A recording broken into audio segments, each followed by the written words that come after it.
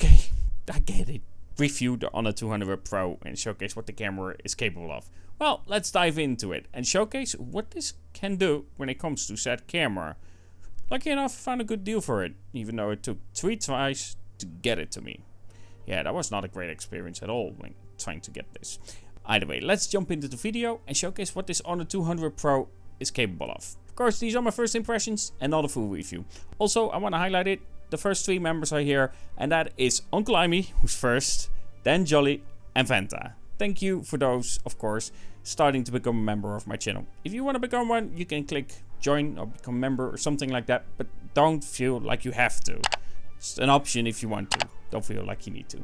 Either way, let's jump into the video and start with specifications for the Honor 200 Pro. So when it comes to the Honor 200 Pro and the specifications, we get a 6.78 inch OLED display with 120Hz refresh rate and 4000 nits max brightness. Resolution is 2700 by 1224. When it comes to memory configuration, you get 256GB up to 1TB and RAM 12GB up to 16GB. When it comes to the CPU, it's the Snapdragon 8S Gen 3. When it comes to the main camera, we get a 50MP main sensor with an f-stop of 1.9 and of course a 1/1.3 inch sensor size. When it comes to the telephoto, it's a 50MP sensor as well with an f-stop of 2.4 and it is a 2.5 optical zoom. The ultra-wide is a 12MP sensor with an f-stop of 2.2. When it comes to video recording, max is 4K 60 frames per second. For the front-facing camera, we get a 50MP sensor with an f-stop of 2.1 and a 2MP depth sensor next to it. 4K 30 frames per second is the max video recording. When it comes to the battery, it's a 5200 mAh battery and up to 100 watt wired charging. However, of course, this is not included, and 66 watt wireless charging. It also supports reverse wireless charging up to 5 watts. So with the specifications out of the way, let's go to the photography and showcase what the Honor 200 Pro is capable of. Starting with this car shot. Now something to keep in mind is that you can capture in 3 different styles: natural, vibrant and authentic. I will showcase what that means in terms of assault a little bit later on. But shooting in this, I have noticed that I often choose natural over authentic and of course even more so over vibrant. Now we're gonna discuss portrait a little bit more later on, but you can use it on normal shots. The Honor 200 Pro is actually quite decent in it. Depending on the situation and the shot itself, it's something that I would advise because it creates a focus point and that really helps with allowing that focus to be in the shot itself, feeling more natural. That being said, there are some things that it isn't very good at. So this is a perfect example of what I mean. Right now I'm on natural. There is quite a bit of exposure problem. So I'm gonna turn it down. Again, get that F picture basically right here on this line. And here the same. You can see like it has exposure problems. It's actually quite a bit yellow.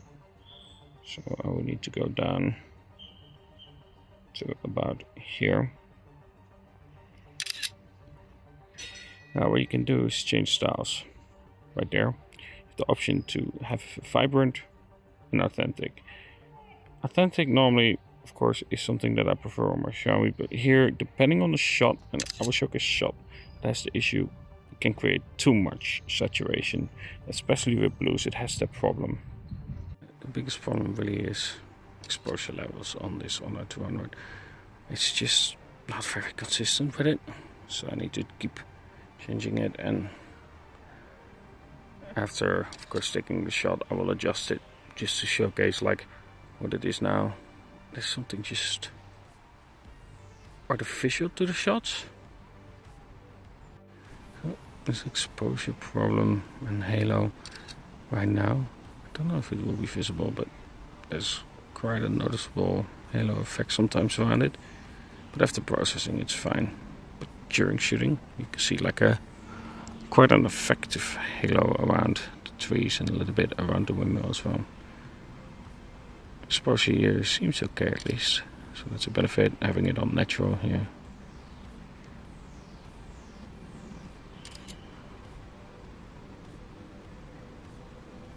And 2x zoom seems quite nice in quality. So far my observations that I've had with this phone when it comes to the camera capabilities are that I never use vivid. I either use natural or authentic. That kind of tries to replicate what you get on Xiaomi, but it goes overboard with saturation, which is not something I'm a fan of. Depending on the shot, it can work where there isn't too much effect on that vivid saturation, but really authentic shouldn't have that, and we do. Now, while the exposure issue is definitely there, you can of course turn down that brightness. You don't always want to do this, of course, but if you look at the results, you can get some shots that are perfectly fine, apart from the artificial effect to it to a degree. Of course, the question is more about how do I feel about shooting on the Honor 200 Pro, and the biggest thing is, if I use auto, I don't feel like how it works at the moment, it works well enough, and that again is mostly down to that exposure problem. Almost every single shot that I've taken today at, of course, this museum, I had to turn down the brightness to make the shot look proper and more natural. Without a doubt, if you get the picture right and you get that brightness right, I can get some shots that look really solid. But it's not the best experience so far for me when it comes to this Honor 200 Pro.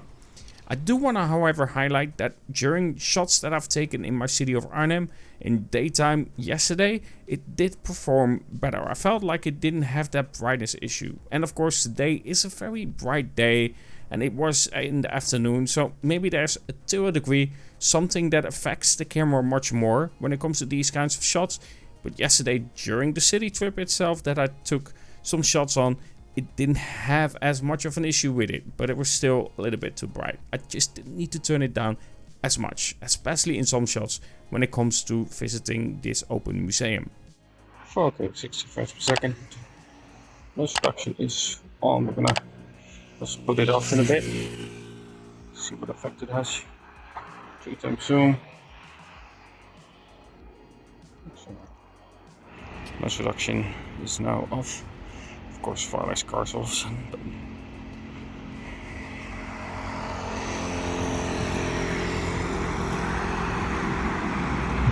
on, off. Hopefully it got a little bit of a difference. So that was on and off again. So far these are initial impressions, right? But I'm sticking to the point that I feel like it's too artificial, the images. There's just something off on it. It needs some work. It's, I guess, fine for the price, and you can get some really stunning images and portraits, but it's just a bit too artificial. And now we move to low light before I highlight portrait as well for a little bit. When it comes to the sky, it isn't trying to turn it into daytime, and that's a huge benefit. It keeps that night view pretty well, but I do feel like the contrast is a bit over the top in some shots. Now of course I'm using night mode here, and while you can select styles in normal auto mode, when you use night mode you cannot. You just get this result. It isn't like I'm selecting the authentic and then get this result with the over contrasty look. In some shots this is just simply what you get. And I think when it comes to the main sensor, if we look past that over contrasty look in some shots, I think some shots are actually solid. I think some are even excellent for the price that you are paying for this phone. The ultra wide, however, does clearly suffer and starts to struggle. The shots are much softer and because of it lacks details in the shots itself. So in low light, I would really try avoid using the ultra wide itself.